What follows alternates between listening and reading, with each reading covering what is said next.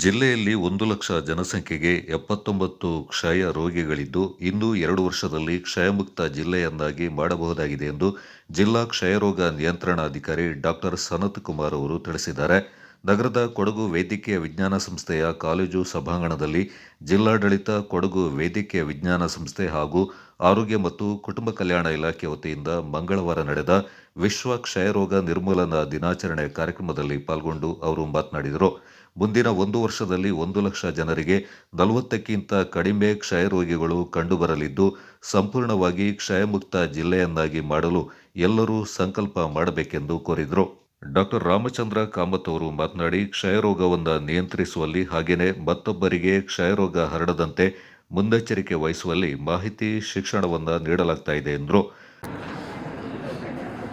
Okay, the Nikshay Mitra initiative launched in the month and year. I want the month and year. When it was launched, Nikshay Mitra initiative? 2012. 2012 month. July. Huh? July. July. Yeah. Team number 1. They said 2000. How much you said? 12. 2012. Month. August. Year 2018. Year 2018. Month?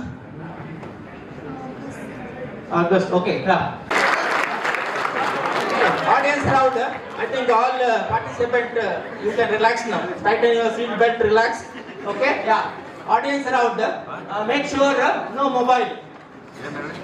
No mobile. Okay. And please you have to raise immediately. Either you stand up, okay? And don't tell me later, sir, I knew, sir. You didn't hear enough. Okay? Yeah. Question number 1. Anybody knows the answer? Please raise your hand. Madam, tell loudly. Option D 0.4. Okay, give the answer. Very good. Madam, introduce yourself. My name is Jivita and I am from 4th year BSc Nursing. Very good. Very nice. Okay. All patients come to you, they will survive. Okay? Because you know all the...